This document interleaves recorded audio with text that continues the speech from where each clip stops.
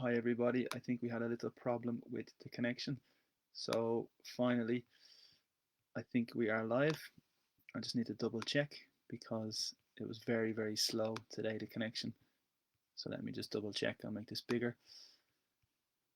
And hopefully we are live. I think yes, everything is very slow, but I'll continue because I think we are working on everything. So yeah, I'll just reduce the size and fingers crossed everything is okay.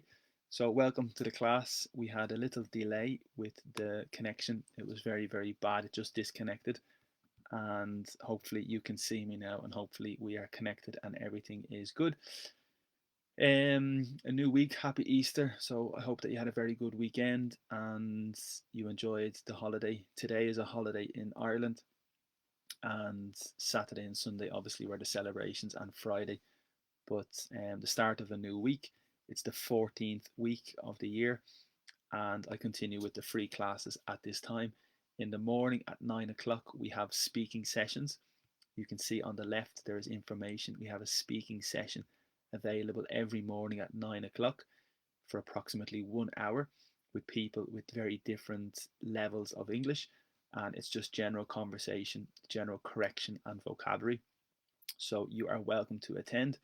We have a specific WhatsApp group to book and to confirm your place. So that's the speaking every morning at 9 o'clock. Also, now we have the free class. So we continue with the structure, with the routine of the free class at 11:15. And in the afternoon, we have a specific webinar today at 4 o'clock. The specific webinar is for grammar. So we have one person attending already. And if you want to join, to participate in the webinar today at 4 p.m. in relation to grammar, just contact me and I can book your place for the class. We will dedicate the time specifically to grammar topics and exercises, okay?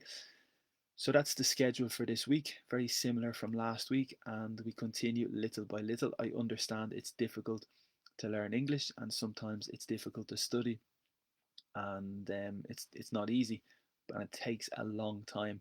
So little by little, I hope that you can improve, and hopefully this class can help a little. The structure will be very similar. So we continue with the document to explain the grammar. At the beginning, it's like an introduction document. We continue to explain the concepts at the beginning. After the introduction, we will probably continue with the phrasal verb list to explain the most important phrasal verbs that's key for to learn English, and today we continue with this list. Then we have an idiom list, which is a list of expressions that hopefully will help as well. So the focus of the class primarily is on idioms, phrasal verbs, and expressions. Okay, we have an article from the BBC, and we can look at some vocabulary and expressions depending on the time, and maybe speaking opportunity at the end. But that's the plan. So I'll just close this document, and fingers crossed we are still connected. I have a feeling that we are, yeah, okay, we're still live, I think, and I hope that you can see my screen and that everything is good. So it looks like we're okay, and we continue. So this document on the left, in my opinion, is the most important document, okay? So this is the introduction document. You can see there are 3 sections in yellow. The first section is the use of English. The second section, okay, so I'll just change this, no problem. The second section is tenses, and the third section are different grammar topics, okay? So this document is the most important document for my classes. I continue with this document every day. It's just to show you the content of English, and it's to show you the most important terms and the most important terminology and vocabulary and concepts for English in relation to the class, because during the class I use this vocabulary frequently. For this reason, it's necessary at the beginning that you are very familiar with the different concepts and the different ideas in English. Okay, so that's the idea. As I said, the third section is grammar, the second section is different tenses, and the first section, in my opinion, is probably the most important, is the use of English. Okay, in the use of English, we have a few different sections. So number 1, the accents. we have very different accents when we speak English. We have particular accent in Ireland. Even in Ireland, we have different accents in Dublin. We have different accents in Cork, Donegal, Belfast, Galway. Very, very different accents in every part of Ireland. In England, it's the same. Very different. In the United States, very, very different accents, different velocities, different rhythms, and different vocabulary. For this reason, I think to understand people is maybe the most difficult part of English. Okay, so accents are really hard and really challenging and really tricky for you to catch. The other areas that are very important are phrasal verbs. So phrasal verbs are very unique and very particular to English. Basically, it's a combination of a verb plus a preposition, usually a preposition. This is a phrasal verb, and it's possible literal significance, but very frequently it's a second completely different significance. And the phrasal verb is very important in English because we use phrasal verbs all the time. They are very little combinations, little words, but we have thousands and thousands of phrasal verbs, and they're a huge, massive part of English. And the focus of my class primarily is in this area to try to help. Okay, and today I have a document of phrasal verbs to continue to explain the most common and the most frequent phrasal verbs because they are so common and so important. Similarly, idioms are a big part of English, and idioms are like expressions. We use expressions all the time in all situations, with friends, with family, informal situations, professional situations. Idioms are a big part of English, and I think other languages are very similar because you use idioms frequently. So for this reason, they are also very important and very common in English. So this area is the most important area in my opinion. Also, conversation and pronunciation. So in English, we have a lot of sounds, a lot of words that are not pronounced phonetically, a lot of irregular sounds and irregular words when we pronounce. And I try to identify these words frequently during the class. Okay, so that's the focus of the class. And you need to be very aware and to understand very well the area of use of English. Second area are different tenses. So when we speak in English, you need to be very familiar with the different times, the different structures of the tenses, and this is the big part of English. And basically, we have some very frequent tenses that you need to be very familiar with at the beginning.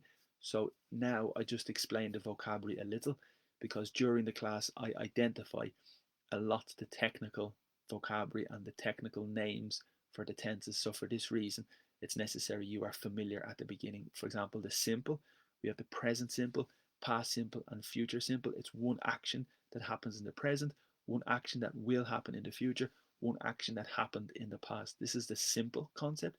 It's difficult because particularly in the past, we have a lot of irregular verbs in the past. Okay, so this is the big area.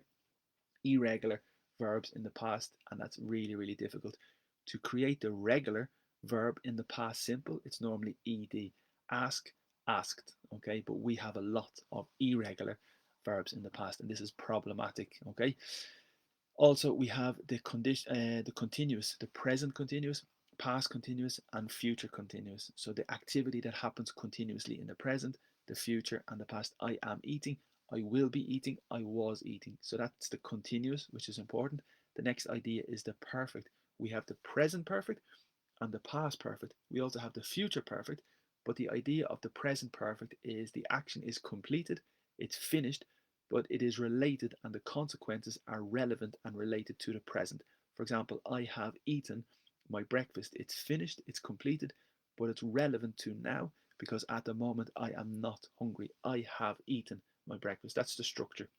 I have gone, I have been, I have visited, and the typical structure is the subject, extra verb to have, auxiliary, plus the participle of the verb. And the participle of the verb is the third column in school. When you learn the book, you have the third column, go, went, gone. The third column is the participle we use to create the perfect. And the past perfect is very similar, except the extra verb have is in the past. I had eaten my breakfast before my friend contacted me. So usually we use the past perfect before another action in the past simple. That's the difference, but they are very frequent and they are very important. The concept of the perfect. In the future, I will have eaten my dinner before my friend will arrive. Just a little idea, okay?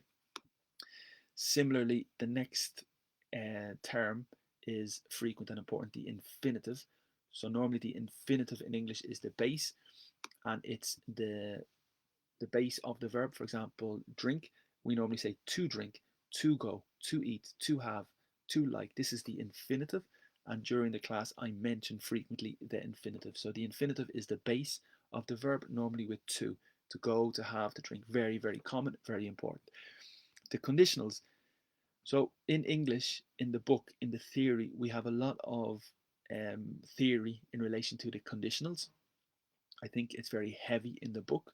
We have the first conditional, zero conditional, second conditional, third conditional, fourth conditional, mixed conditional. So we have a lot of conditionals and a lot of mixed theory in the book, but in reality, it's a little more flexible and it's depending on the word if and the different tense. So if I have my dinner, I will not be hungry. If I speak to my friend, I will ask about his family. Okay, so it depends on the time and if. It's a little heavy in the book, but one day in the grammar webinars, we will dedicate a lot of time in relation to the conditionals because it's a big part of English, okay? Similarly, another structure is very advanced, very frequent, very big part of English is the active and the passive. So the concept of the active is the subject, the verb, and the object, okay? I drink milk. So that's the active, the subject, the verb, the object. I drink milk. To change into the passive, we change the position. The milk, we also introduce a verb to be extra. The milk is plus the participle of the original verb. So the milk is drunk by me is the passive, and the active is I drink the milk. One little example, but it's very advanced, it's very fluent, and it's very impressive when you can use it correctly. So it's important you are aware of all the different vocabulary, all the different terms in the area of tenses, because during the class I mention frequently the different tenses, okay? Finally, the other grammar terms and the other grammar concepts are equally very, very important, and probably you are familiar with a lot of them already. And for example, the noun, in English we have the idea of a noun, which is a person, a place, or a thing. So we have hundreds and thousands of nouns. So for example, television is a noun, head, hat, car, football, noun, noun, noun. Every noun you need an article. And we have two possibilities for an article. We have a, which is indefinite article, and we have the, which is definite article. So for example, a television in general, but the television specific, okay? The adjective, the position of the adjective is before the noun, and the function of the adjective is to describe the noun, okay? So the television, the small television. So small is the adjective to describe the noun, and the position is generally before the noun, okay? So that's very, very important. Article, noun, adjective. The next concept is the adverb, and the function of the adverb is to describe the verb, okay? And normally the adverb is ly. It finishes in ly, quickly, slowly, happily, rapidly. So that describes the verb better. To drink slowly, to talk quickly, to run rapidly. So the adverb's function is to describe the verb, and it's typically after the verb, okay? Drink quickly, talk slowly. So the positions are very important in English, especially compared to other languages, and this is an important area in English.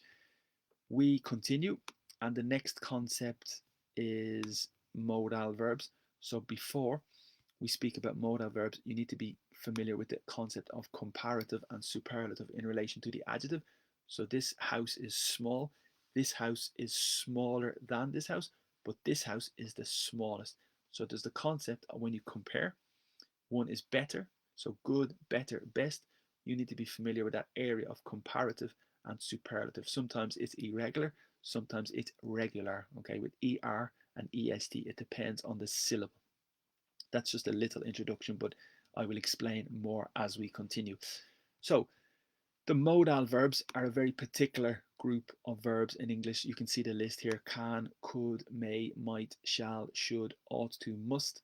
They are the most common modal verbs, and they are related to different contexts and different areas. For example, can is related to ability and permission.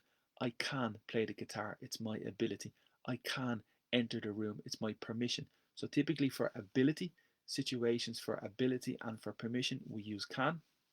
Could, may and might are for situations of possibility and situations with an option. So I could go to the city centre, I might go to the city centre, I may go to the city centre. So for situations of possibilities, typically we use the modal verbs could, may and might.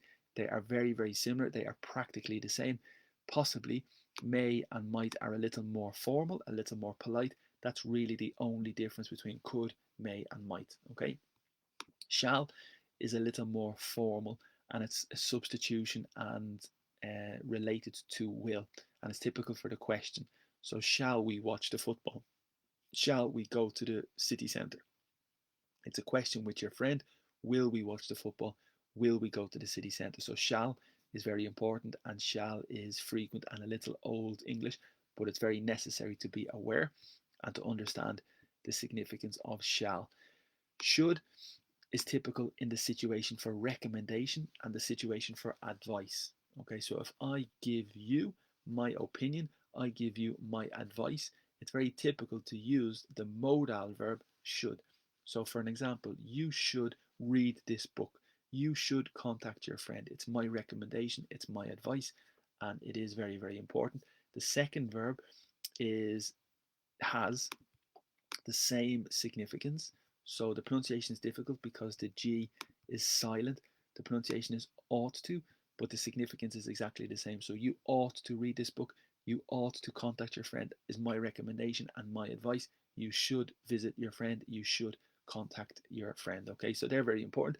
Finally, must is obligation. The pronunciation is very interesting because the U is possibly very strong in Ireland, and for me, it's possibly very strong. I might say must, but phonetically, it's maybe must. So the U is probably very strong for me and very strong in Ireland. Dublin, butter, bus, and phonetically, it's maybe Dublin, butter, bus. So just be a little bit careful of this situation. So must is for obligation. You have no choice. You have to. So it's the same significance. Must and have to. Obligation. Okay. The big rule with the modal verb is it's before the next verb. Okay, so must, go, might, have, could, like, but normally the verb is the infinitive, to like, to go, to eat, but after the modal, the rule, it's necessary to eliminate to, and that's very, very important. Okay, so that's the category of modal verbs. The next section are prepositions. So in English, we have maybe 150 prepositions. They are very, very small words, but they change the significance of the sentence completely. So prepositions are related to movement. For example, I run across the street. So it's movement. It's also direction. I travel, but I travel to Italy. I travel to Holland. So it's specific for direction, for movement and position. So the bottle is in my hand. The bottle is under, over, beside, in front of, next to. So prepositions are very, very important, very common, and a big, big part of English. Okay, so they are prepositions. Also in relation to phrasal verbs, prepositions are associated with emotion. So up is usually positive, happy, creation. Down is usually negative, depressing, and destruction. So there's an association with prepositions and emotion, particularly in relation to phrasal verbs in the top in use of English. Okay, this area, possessive adjective, possessive pronoun, and object pronoun, is a little technical, but basically you need to be clear of the difference between my bottle, your bottle, his bottle, her bottle, our bottle, and the bottle is mine, the bottle is yours, the bottle is his, the bottle is hers, the bottle is ours. So you need to be very clear with the difference, especially with masculine, his, her, and give. The bottle is finally the third example, the object pronoun give the bottle to me, give the bottle to you, give the bottle to him, give the bottle to her. So you need to be very clear with those three areas because they are frequently confused when people speak English. Okay. Also, the difference between this, that, these, and those is very important and classic You need to be very accurate and very precise in relation to this. Also, the difference between another in relation to singular, another day, but other in relation to plural, other days, another day, and we have the other and the others. So the others is a group of people, and the other is when you have a choice. Do you want this coffee or do you want the other coffee? So you need to be very clear and very precise with this area. The creation of questions is a big part of English, and you need to be aware how to create the question correctly. That's a big topic, and in a webinar in relation to grammar, one day we will look at this. But my tip and advice is to focus on suffixes and prefixes. This is a very big area in relation to learning and understanding English very well. The area of suffixes and prefixes. Basically, a suffix is the little combination at the end of every word, and this little combination indicates the form of the word. Is it the form of verb? Is it adjective? Is it noun? Is it adverb? And the suffix is a big indicator and a big clue in relation to this. For example, ance is typically the noun, the importance. Okay, so it's typical noun. Ize is typical for a verb, to realize, to monetize, and to fantasize. They're three typical examples of verbs, infinitive, in relation to ize. Able is typical, the adjective, reachable, manageable, controllable. Okay, so adjectives, so that's an important area to identify the families of the suffixes. It's a big help, and it's very important when you learn English to focus on the suffixes and the prefixes. Conjunctions or linkers are very frequent in English, and the purpose of the conjunction is to make English more cohesive and to connect different clauses and to connect different sentences. We have some very basic linkers, but we have some more advanced linkers. For example, and, but, for, they are maybe very simple linkers, but we have furthermore, although, however, as well as this, we have a lot of advanced linkers, and it's very important you are appropriate and you use them correctly and you use them appropriately. That's the big trick. Okay, and that's the most important introduction for today. Those terms you will see during the class. We have phrasal verbs, idioms, modal verbs, prepositions, past perfect, present continuous, past simple, prepositions, adverbs, substantivo. We have a lot of vocabulary that's technical, and it's necessary you are familiar with the technical vocabulary during the class. Okay, so writing is also very important and a very different ability and a different skill. You need to try to practice your writing, and hopefully somebody can correct your writing. So you've writing, listening, speaking, reading, and grammar. They are the 5 areas that you need to maintain, and you need to practice regularly to improve your English and to maintain your good level of English. It's very, very important. Okay, exams are also very important, and the Cambridge exam is very important. The first certificate, advanced certificate, proficiency certificate, and also the IELTS exam are very important. So I have specific webinars dedicated to exam preparation. So we have a group on Wednesday at 4 p.m. in relation to IELTS preparation. On Thursday, we have a group dedicated to the advanced exam, and it's open. You are welcome to join when you want. And Saturday, we have a specific group dedicated to the first certificate, level B2. And again, it's open for anybody to attend whenever you want. Okay, so hopefully we have no problem with the connection. We have no problem with the Wi-Fi, and hopefully you can understand and you can still see me very well. So hopefully everything is okay. I'm working from home, and hopefully we have no big disruption from interruptions with people, and the dog is possible as well. So hopefully everything is okay. And here it's the social media. So if you want to connect on social media with Instagram, this is my account, @miglioreinglés. If you want to connect on Twitter, the content is practically the same on Twitter compared to the Facebook page, but this is the address on Twitter. And finally, YouTube. The channel has more or less the same content compared to the Facebook page with the free classes. I upload the free classes onto YouTube every day. Okay, I want to recommend a book. So this book is very, very interesting, and I have used this book a lot since I started teaching English. So this is a book I want to recommend. You can see it's first certificate in English, level B2, keyword transformation. Okay, made easy. This is the author, Mendez, and the book basically gives you a lot of structures in English. Okay, a lot of structures. You can see here they have, here's the contents, a lot of sentences, how to construct a sentence, how to construct a phrase in different areas of English. And this book I recommend that you look at. There are 54 pages. It's available online. You can download for free. And you can see here modal verbs, idioms. I'll just zoom in a little. Phrasal verbs, sentences and structures with phrasal verbs. Comparative, superlative, sentences and structures in relation to this. Adjectives with ed and ing. There's a big difference between bored, boring, interested, interesting. So this book gives you a lot of good examples of sentences and constructing the sentences in this typical area. Reported speech, active, passive, conditional, the difference between ago and for. So this book is very, very interesting. But today, I just want to show you page 42 because it gives you a page of expressions and some interesting expressions just to begin. Okay, so this page I want to begin either today or tomorrow, and that's just one book I want to recommend and introduce this week. Okay, but before we do this, I want to maybe continue with the list of phrasal verbs. Okay, so you remember on Friday and Saturday we continued with the document of phrasal verbs, and this document has 20 pages of phrasal verbs.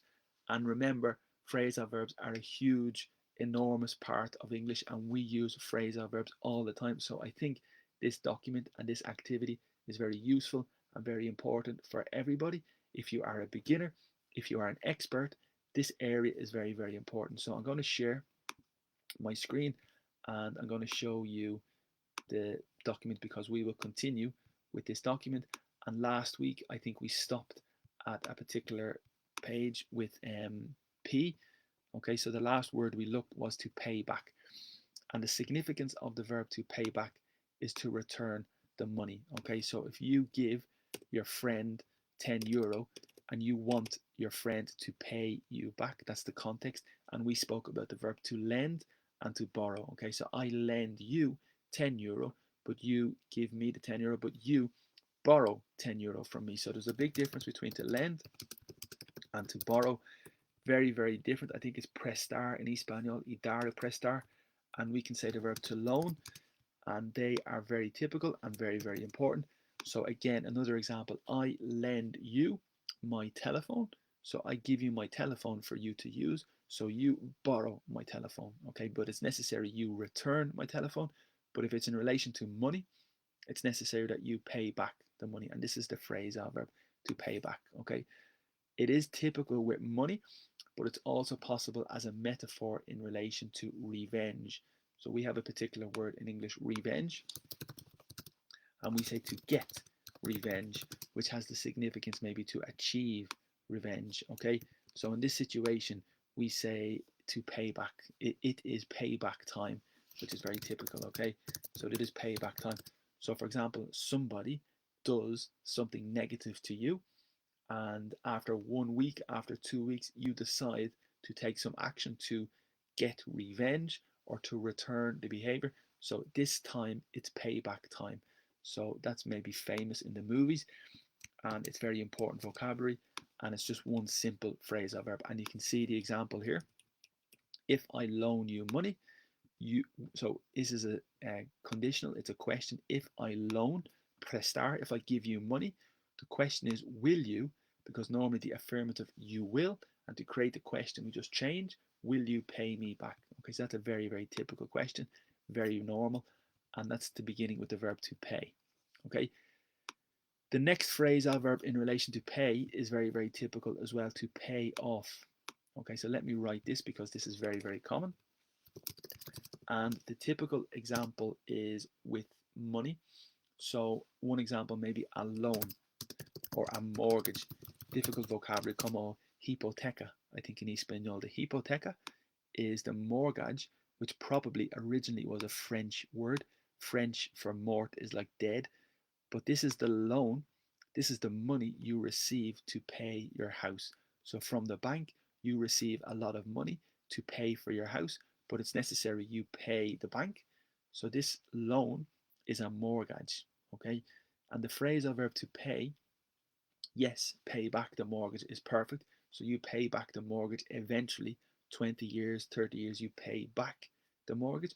But there is a phrasal verb to pay off. And that's very, very different and very important because the issue, the problem, the topic is here on your table, on your desk. You need to deal with the problem.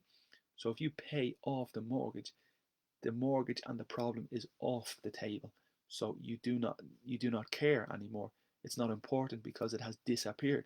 That's the significance of off. Okay, so to pay off a loan means that you pay all the money. Okay, so it's really, really important with the detail. To pay off is completely pay all, number one, in relation to the loan, in relation to a mortgage, but it is possible maybe in a negative situation in relation to a person. Okay, so to pay off a person, you can see here the translation is to bribe, and bribe I think in Portuguese is propina or propinar, but it's different in Spanish because propina in Espanol is a tip, but there is a verb in English to bribe, and it's very, very important, and it's like corruption. So it's very typical in the context of corruption.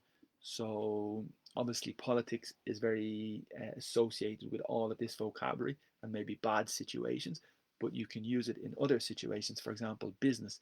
If you want the company to help you, you pay off the person. So you give a lot of money to the person and he or she helps you with the business. But it's illegal, it's not correct, it's unethical. So the verb to bribe is very important, and the translation here, so I'll find the specific translation because it's very, very good vocabulary. Here is the translation in other languages. And to bribe, you can see here in Arabic, Bulgarian, Chinese, all the languages, Dutch, French, Czech, German, Hebrew, Hindi, Hungarian, Italian, Bustarella, okay, Malay, Polish, Portuguese, Subornar, and Spanish Subornar. I've never seen that before, but it's very important. Romanian, Swedish, Thai. There is no Indonesian in this dictionary and no Filipino, but the verb to bribe is really, really typical vocabulary, and you can say maybe to grease somebody's hands, possibly to oil someone's hand, or to grease someone's hand has the same significance as well, because grease is related to when you cook the food, the grease is like oil, and that's a famous expression as well. To give somebody money, you can also say in a brown envelope. That's a typical expression. So you give somebody money in a brown envelope, and that's typically illegal money. It's not official. Okay, so to give money in a brown envelope could be very typical vocabulary for corruption. So today we're looking at some vocabulary in relation to corruption, which is good vocabulary. So these are the typical structures and the typical context. So the phrasal verb to pay off could be in the context of a loan for the bank, and it could be in the context of illegal situations. They're the two situations that they are the most common phrasal verbs with pay back, and pay off. Okay. Also, with the verb to pay, it's very typical and very important that we use the preposition for. Pay for the hotel, pay for the food, pay for the restaurant, because in Spanish I think it's solo pagar la restaurante, pagar la hotel. So in English we need normally to say pay for. Okay. The next phrasal verb, the next verb is related to the verb to pick. Okay, so here we have a verb to pick, and I think it's picar in Espanol or Portuguese. So obviously, number one, I'm thinking very bad. You can pick your nose. So it's very rude. It's disgusting to pick your nose. Number one, that's typical, but it's very literal explanation to pick your nose. In relation to sport, the coach or the manager picks the team to select the team. Of course, you're in the supermarket, you pick the food. So we have a lot of phrasal verbs, a lot of combinations with the verb to pick and the prepositions. Okay, so we say to pick up, Number one is when the street is very dirty and you have rubbish on the street. Literally, physically, you need to pick up. So that's no problem. That's literal, to pick up. But the second situation, which is a bit more metaphorical in relation to the children, obviously pick up the child is perfect and it's physical. You lift the child, number one. But in relation to school, when the child is in school and you need to drive in the car to collect the kids, we say to pick up the kids, which has the significance that you collect the children. Okay, so to pick up the children, to pick up the kids, has the significance to collect the children from school. Okay, it is possible as well in the restaurant. So this is the first example, pick up the kids. The second example is to pick up the bill. And of course, the bill is the vocabulary in the restaurant with the price for the total menu. This is the dinner, and the bill is €20. The bill is €40. It's expensive. So you, two people, you and your friend having dinner, and you say to your friend, I will pick up the bill. So this is possible.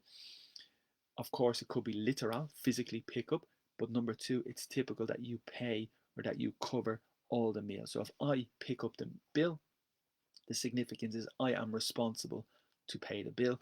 I will pay everything. Okay, so that's typical as well. In America, they have a pick-up truck, which is the big car or the big van that typically has the space in the back. You can put the object. This is a pick-up truck, and it's very typical. Some people just say a pickup. So that's common, and I think they're the most typical with pick up. It could be to collect as well in relation to food. You go to the cafe and you pick up a coffee. So it's very, very flexible and very adaptable. There's another phrase, a verb to pick out, is to identify. For example, in the shop, you go to the shop to buy some clothes and you like the look of the clothes and you decide to pick out a jumper. You pick out a jacket. It's like to select or to choose. Okay, so in a shop, it's very typical to pick out a jumper in the shop. No problem, it's very literal, but it could be metaphorical in relation to business, in relation to staff, in relation to workers. So the manager picks one person out, so selects or chooses one person. So that's possible as well. To pick a person out is like to select or to choose as well. Okay, so very simple really, but very common. And if there is a problem in the picture and you want to pick out the problem, it's like to identify. Okay, so it could be to select, to choose, or to identify. So very important. So that's pick out and pick up. There's one very, very typical phrasal verb with the verb to pick. We say pick on. So on is typically the preposition for a surface, on the table, on the road, on the body. So this context is on the person. So if you pick on me, it's like pick, pick, pick, pick. So it could be negative, it could be aggressive, it could be molestando, it could be disturbing somebody. So to pick on somebody is a synonym to bully somebody, and that's really, really typical in English. To pick on the person has the significance to bully the person. And remember, the verb to bully is very, very negative because it's related to the animal, the bull, which is very aggressive.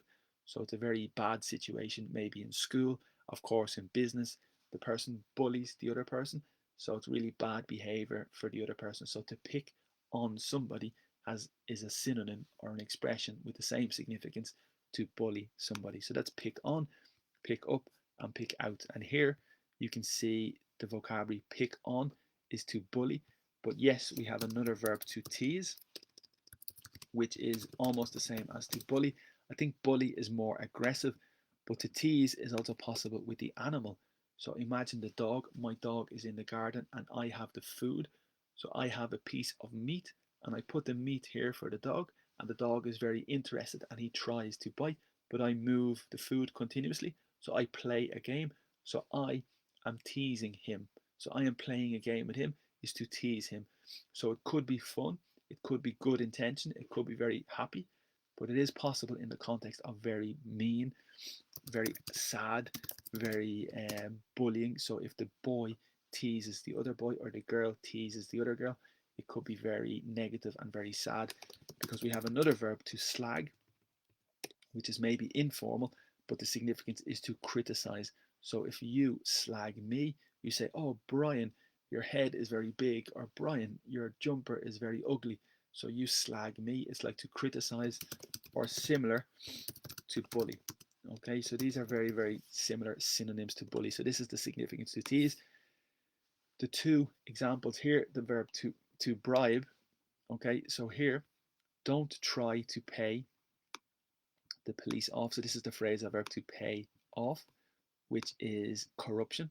So don't try to pay the police off if you get pulled over for speeding. So this is typical situation and vocabulary for the police. So the police pull the other people over. So they stop the people on the road. You know, the police are behind and they have the siren and they pull the car over. That's the typical situation with to pay off in relation to corruption or bribe in money. And the second example for bullying, pick on. She keeps or she continues picking on me. The significance is she continues to bully me. Make her stop. Okay. And in relation to pay off, we have two more situations.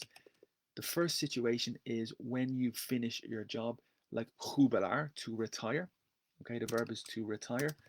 And when you want to finish your job early, when you want to retire early, you typically have compensation. So you receive a payment, you receive money, which is compensation for your job. So this is typical pay off. The company pay you off. And it's exactly the same significance because now you are not a problem, you are not related, you are completely disappeared because you received the money and you are gone. So that's the significance of off, because on is usually here, on is usually important, and that's the first significance with payoff.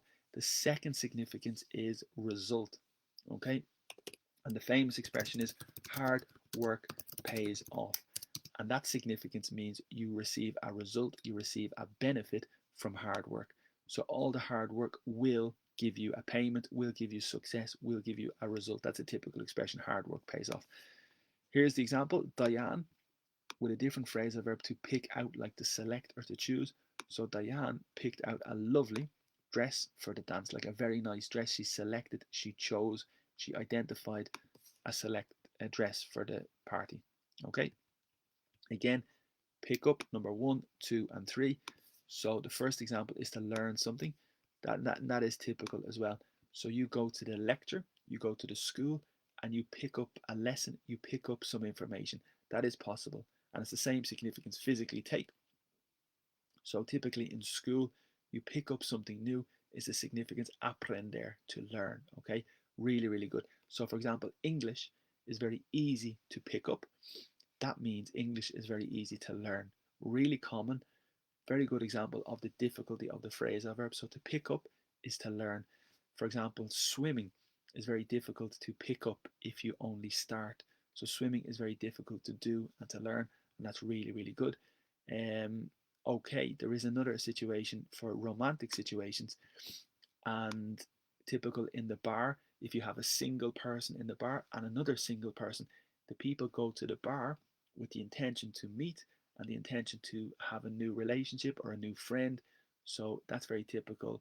To pick somebody up is maybe to have a new contact or a new friend in a romantic situation. Okay, and we have a lot of vocabulary. We can say a pickup line, or you can have a pickup artist, and this is typical because the pickup line is the vocabulary or the sentence that typically the single person says to the other single person. So you're in the bar and one single person, soltero, the single person has a very funny sentence or a very funny line. This is a pickup line because the intention is to create a new relationship, to pick up the relationship. And then you have the artist, who maybe is a professional at this activity. So that's typical vocabulary, a pickup line or a pickup artist. And here is the expression, try to initiate a relationship with somebody.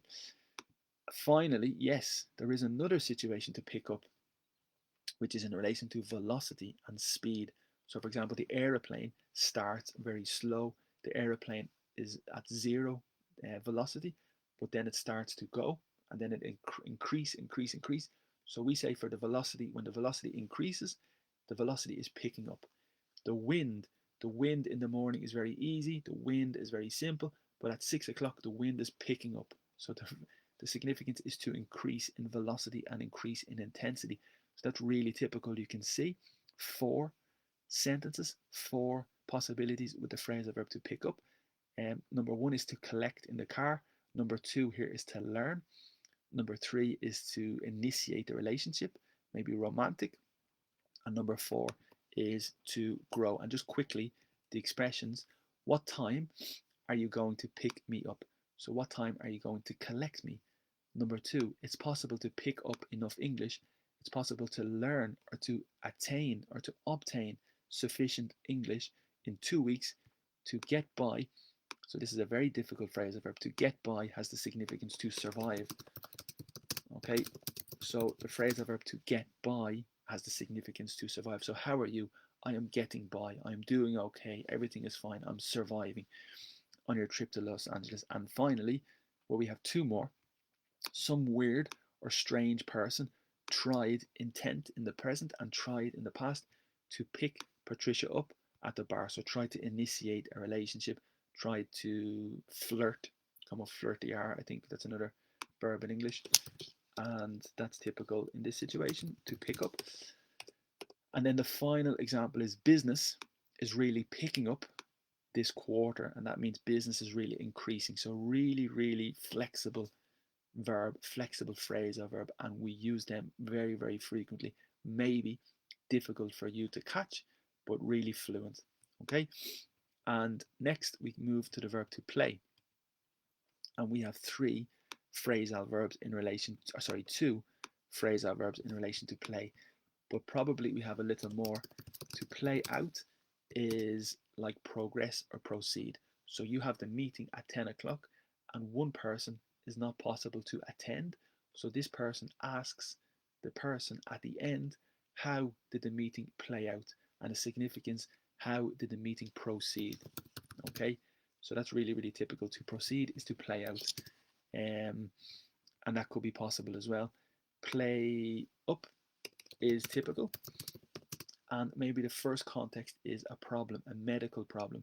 So for example, if my knee, my rodilla, okay, my knee is playing up, the significance is I am experiencing problems with my knee. My computer is playing up, okay? My telephone is playing up, and the significance is you have problems with your computer and you have problems with your telephone, but your physical body, your knee is playing up, it's causing you problems, okay? Really typical, really common, and very, very frequent and very fluent in English. That's number 1 with play up. Number 2 is maybe to increase the expectations. So for example, football, Juventus are very good, but Juventus probably, so to play up the expectations is to speak and to increase the expectations. So the journalists, the media are playing Juventus up before next week. So they are increasing the expectations. So that's another significance to play up. The first significance is to cause problems. Your leg is playing up, your computer is playing up. But the second one, the journalists are playing Juventus up, which means to increase the expectations. Okay, so a little difficult, but really typical and really common. So you need to have a flexible attitude and an open mind to understand the phrasal verbs. And here is the significance to highlight, which is como subrayar, a little like underline or to highlight, or enfocar something. And the example is, she played up her new part in a new movie. Okay, yeah, so that's like Juventus and the journalist, So she played up her part in the movie, but in fact, de hecho, it was a very small role. So it was very small, but she told everybody it's a very important part, very important role in a very important role or part, but in reality, it's just a very small part. Very good example. Okay. And then the final example with the vocabulary to flatter, which is hacer la pelota in Espanol. So to flatter somebody is to say, oh, Brian, your jacket is fantastic. Oh, Brian, this is great. So to flatter is to say very positive things and to be very complimentary about somebody. So here, the example is, she has been playing up to the boss, la jefe, or la jefa, or el jefe. So the significance is maybe hacer la pelota. So the boss is very particular and the person is adapting the behavior to the boss to get the benefit of easy work or to get the benefit of a better position. Okay, so to play somebody, maybe it's possible, not very typical expression, but you understand the logic, and I think you can figure out or you can discover the significance. Okay, so that's a phrasal verb. To figure out is like to find the answer or to understand the significance. Good. Okay, I think that's a nice quantity. I think that's a good quantity of phrasal verbs for today. So I'll just close this, and maybe now I'll continue with the list of idioms. So here we have a list of expressions and a list of idioms just here. And last week I think we stopped with the expression speak of the devil. Okay, and the devil I think is the demonia. I cannot remember the translation exactly, but here I'll get the translation. The devil, typically in hell, Infierno, you have the devil, and the translation of the devil here in other languages is here. You can see Czech, Croatian, Chinese, Dutch, French, German, Hebrew, Hindi, Hungarian, Italian, Korean, Polish, Diablo in Espanol, okay, Thai. So the expression to speak of the devil is the situation when you are speaking with your friend. So you say hello, how are you? But you also speak about or you talk about another friend. Okay, in conversation, you speak about the other friend, but de repente, suddenly, the other friend arrives. So in that situation, you say speak of the devil. Okay, I think in Espanol you say habla del rey del Roma. Okay, the next one is a bit difficult. Speaks volumes. Okay, so his actions speaks volumes for him or for her, and that means his behavior or his action are very loud, but in a positive way. So maybe he's a very quiet person or she's a very quiet person, but the actions are very good and the actions are very simple but very good, but the effect is very, very high. Okay, so maybe it's a simple action and it's very secret and it's very quiet, but the consequences of the simple action are very big. Okay, so to speak volumes is to magnify the benefit or to magnify the positivity. It's a bit difficult. Let me think of an example. So his action speaks volumes. Exactly. So maybe it's a very simple action, but very regular and very good, very correct behavior. And his action speaks volumes. So the reputation is very, very good and very big because of this little action. Okay, a little difficult. The next one is more general. So the verb is to spill, and this is typical with liquid. So for example, my bottle, I have the water, and the excess water is very high, and the water spills. Or I drink the coffee, and I have an accident, and I spill the coffee on my shirt.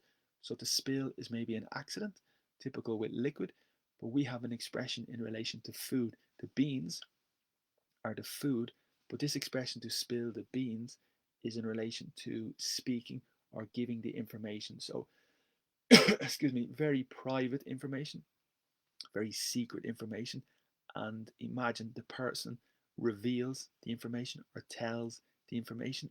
So it's very like the metaphor for the lata, the tin of beans, and you spill the beans. It's a metaphor for the person speaking, excuse me, and telling the private information, revealing the information. So to spill the beans has the significance to tell all the story, to tell the full story. Sorry, I got some water. So typically after the party, maybe your friends ask you to spill the beans, which is the significance to tell the full story. Now, excuse me, my water bottle. So to spill the beans is the significance to tell the full story. Okay, we have another expression in relation to privacy and in relation to secrecy. We say loose lips sink ships. Obviously, it's not maybe not very good expression, but loose is related to apretado is the opposite. If the shirt is apretado, it's tight. The opposite is loose, and the lips are the labias.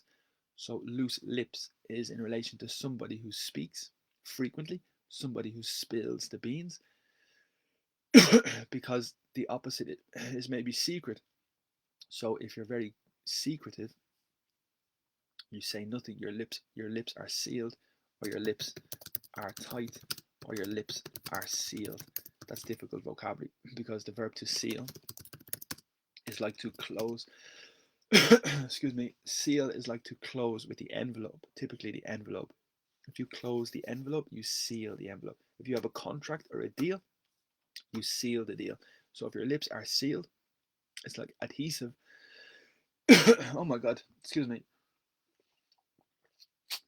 I don't think the water is helping. So if your lips are sealed, this means you do not speak the secret. You maintain the information. Your lips are sealed. So the expression is loose lips. And the verb is to sink, which is inundar, and ships are boats. It just sounds very, very good. So spill the beans is the opposite, and that's a lot of vocabulary here. The next one is to stand your ground, okay? And that means your position. So to stand your ground means to maintain your position and not to move. It's very typical for the military. So if the military stand the ground, they resist and they defend. So to stand your ground is not to move and to be very strong, to have your opinion, but it's a metaphor maybe in an argument. So if one person is trying to bully you or trying to persuade you or trying to convince you, but you do not want to change your mind, or you do not want to change your opinion, you stand your ground. And the significance is you maintain your opinion, you maintain your attitude, okay? You can also say to stand firm, because firm means strong, and the significance to stand firm is to stand strong. Because remember, firm, you can have a firm handshake, which means a strong handshake. Okay, so a firm handshake is a strong handshake. So firm, stand firm is to stand strong. Okay, and stand the ground means to maintain your position and to defend and to resist. The next one's very typical as well, to stand the test of time. Okay, so for example, it's very typical. So the test of time, because normally after 10 years, after 20 years, something is out of fashion, something is not popular after a long time. But if the thing or the product or the activity continues to be popular after a long time, it has passed the test of time, or it stands the test of time. So it's another way to say to pass the test of time. So the significance is it continues to be important, it continues to be popular, it continues to be fashionable, to stand the test of time. Really, really good expression, really fluent. And these expressions are very, very typical and very common and very, very fluent and very good level of English, okay? The next one is related to the lip again, and really good vocabulary. So stiff upper lip. So upper is related to the top. You have the bottom lip and you have the top lip. But another synonym for top lip is the upper lip. And stiff is like rígido, okay? So imagine after exercise, you exercise yesterday, on Sunday you run a marathon and you're very tired and you're exhausted. The next day, your muscles and your body have a lot of pain and they're very sore, okay? So stiff is like rígido. In English we say rigid as well, and the significance is related to your muscles, they're very sore. So in relation to the lip, if your lip is very stiff, it's no movement, it's very rigid, but it's related to maybe emotion. So if the person has a stiff upper lip, there may be no emotion, very serious, always very serious, never laughing, never joking. So the expression is the person has a stiff upper lip, so there's no emotion and no fun. Okay, so that's really typical as well. Finally, we have a very good expression as well, a storm in a teacup. Okay, so a teacup is just an ordinary cup that we have for tea, which is maybe very, very small. So you can say a mug or a cup, which is a taza in Espanol. So a cup or a mug. And if you have a tormenta, which is a storm, as tormenta in the teacup, the significance is a really, really, really big problem. A problem in a cup. So maybe you think it's really, really big, but in reality, in relation to other problems, it's really very small. So it's related to the relativity of the size of the problem. So again, if you think the problem is maybe very big, but in reality, compared to other problems and compared to society and compared to the big problems, it's nothing. So a storm in a teacup means maybe the person thinks it's a big problem, but in reality it's very, very small. A typical expression, very, very good, very, very common. And finally, the last one is really good as well. Straight from the horse's mouth. Okay, so literally the horse and the mouth, but this is a metaphor in relation to a story and gossip. So if you hear one person explain a story, a rumor, but it's second person, third person, fourth person communication, but you are curious, so you ask the person involved. You go directly to the related person and you ask the opinion. So that's straight, direct from the mouth of the horse, which is a metaphor direct from the mouth of the person involved in the story. Really famous, really typical, and really good. So here we have maybe 6 or 7 or 8 expressions. Very, very small, very simple, but extremely frequent and extremely common and very, very good. So they are a list of idioms, and previously we had the list of phrasal verbs. So this area is very important for me. I think it's very good. If you remember the introduction, we had use of English. We have different accents and different English in different parts of the world. Then we have idioms and phrasal verbs and conversation and pronunciation. So that area for me is very important, and this is exactly the same. So I hope the class helps a little. I hope we had no problem with the connection, and I hope you can see the class and understand me. And I think that's the majority of the class for today. Remember, we have a specific webinar today at a specific webinar today at 4 o'clock. There is a grammar webinar, and it's dedicated to topics from grammar, and you are welcome to attend. You are welcome to join the class today at 4 o'clock. And you can see here the information. So yeah, today at 4 o'clock, it's the specific webinar in relation to grammar. And if you want to book your place for the webinar, just contact me. And it's at 4 o'clock, and it will be dedicated to topics in relation to grammar and also exercises in relation to grammar. But also, hopefully, it's a good opportunity to practice today at 4 o'clock. Again, the social media. Remember, everything is free. So the classes at 11 o'clock, this class is free. I'm very happy to reach and to teach, particularly people in different places who maybe cannot afford to go to the school, who cannot afford the teacher. And also at the moment with the pandemic, it's difficult for people to attend the class. So the initial idea of the free class was to help people during the pandemic, and I'm very happy to do this. It's my job. Yes, I have support at the moment from the government, so that's really good until I can reconstruct and rebuild my work a bit better. So if you want to support me, if you want to donate, if you want to contribute, there are two or three ways. The best way is maybe by the bank transfer. If you want to donate maybe €1 or €2, you can donate directly to the bank. Here you can see the IBAN and the BIC. So this would be the best way because there is no commission. The second possibility is Revolut, and you can have my telephone contact here to make the transfer on Revolut. And in Spain, the application Bizum is very popular, and again, a direct transfer is very possible with the telephone number. So there's three ways: the bank transfer, Revolut, or Bizum. And finally, PayPal is an option, but there's a little commission for PayPal, so maybe the other three are better. But it would be a big help and a big support for me if you want to donate and help me. That would be very, very good. And to say thank you, like a tip. But we continue. So tomorrow morning, we have the class at 9 o'clock in the morning for speaking. So we have some general conversation, correction, and we focus on vocabulary as well. That's at 9 o'clock. We have a WhatsApp group dedicated to the speaking. So if you want to book and reserve your place, you can contact me to join the WhatsApp group. Tomorrow, we continue with the speaking, and we continue with the free class at 11:15 and a webinar. So today at 4 o'clock, the webinar is for grammar, and tomorrow we have another webinar at 4 o'clock. So there are the options available. I hope that the class is useful and the class is good for you. I think we have no problem with the connection.